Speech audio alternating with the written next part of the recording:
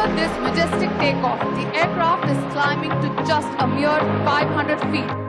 ಸ್ನೇಹಿತರೆ, ಬೆಂಗಳೂರಿನ ಯಲಹಂಕದ ವಾಯುನೆಲೆಯಲ್ಲಿ ಇದೀಗ ಲೋಹದ ಹಕ್ಕಿಗಳದ್ದೇ ಕಲರವ. ಎಲ್ಲಿ ನೋಡಿದ್ರಲ್ಲಿ ಲೋಹದ ಹಕ್ಕಿಗಳು ಸಾಲಾಗಿ ನಿಂತು ಜನರನ್ನು ಆಕರ್ಷಿಸ್ತಾ ಇದೆ ಅಂತಲೇ ಹೇಳಬಹುದು. ಒಂದು ರೀತಿಯಲ್ಲಿ ಆಕಾರದಲ್ಲಿ ಬದಲಾಗಿರಬಹುದು, ಹಾಗೆ ಆದರೆ ಅವುಗಳ ಶಕ್ತಿ ಹಾಗೆ ಅವುಗಳ ಒಂದು ಸಾಮರ್ಥ್ಯ ಇದೆಲ್ಲವನ್ನು ನೋಡುವಾಗ ಆ ಲೋಹದ ಹಕ್ಕಿಗಳನ್ನು ನಾವು ಒಮ್ಮೆ ಆದರೂ ನೋಡಬೇಕು, ಅದರ ಹಾರಾಟವನ್ನು ಕಣ್ತುಂಬಿಕೊಳ್ಬೇಕು ಅನ್ನುವಂತಹ ಆಸೆ ಆಗುತ್ತೆ.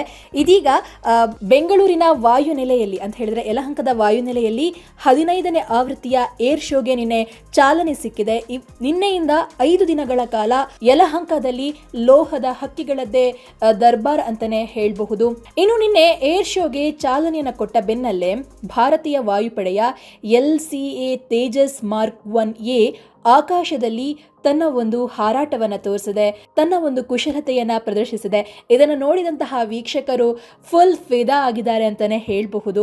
ಇನ್ನು ಏರೋ ಇಂಡಿಯಾದಲ್ಲಿ ಒಟ್ಟು 90 ದೇಶಗಳು, 30 ದೇಶಗಳ ರಕ್ಷಣಾ ಸಚಿವರು, 43 ರಾಷ್ಟ್ರಗಳ ಸೇನಾ ಮುಖ್ಯಸ್ಥರು ಪಾಲ್ಗೊಳ್ಳಲಿದ್ದಾರೆ. ಇನ್ನು ಏರ್ ಶೋದಲ್ಲಿ 70ಕ್ಕೂ ಹೆಚ್ಚು ಯುದ್ಧ ವಿಮಾನ ಹಾಗೆ ಅವುಗಳ ಒಂದು ಬಿಡಿಭಾಗಗಳಾಗಿರಬಹುದು, ಹಾಗೆ ಬೇರೆ ಬೇರೆ ರೀತಿಯಾದಂತಹ ಇಂಡಿಜಿನಿಯಸ್ ವೆಪನ್ಸ್ಗಳಾಗಿರಬಹುದು ಅಂತ ಹೇಳಿದ್ರೆ ಇಂಡಿಜಿನಿಯಸ್ ಆಗಿ ತಯಾರಿಸಿರುವಂತಹ ಸಿಸ್ಟಮ್ಗಳು, ವೆಪನ್ಗಳು, ಜೊತೆಗೆ ಕೆಲವೊಂದು ಸ್ಟಾರ್ಟಪ್ಗಳು ಹೊಸದಾದ ರೀತಿಯಲ್ಲಿ ಏನಂತ ಹೇಳ್ತಾರೆ ಪ್ರಾಡಕ್ಟ್ಗಳನ್ನು, ಸಿಸ್ಟಮ್ಗಳನ್ನು, ವೆಪನ್ಸ್ಗಳನ್ನು ತಯಾರಿಸಿದ್ದಾರೆ. ಇದೆಲ್ಲವೂ ಕೂಡ ಯಲಹಂಕದ ವಾಯುನೆಲೆಯಲ್ಲಿ ಪ್ರದರ್ಶನಕ್ಕಿದೆ.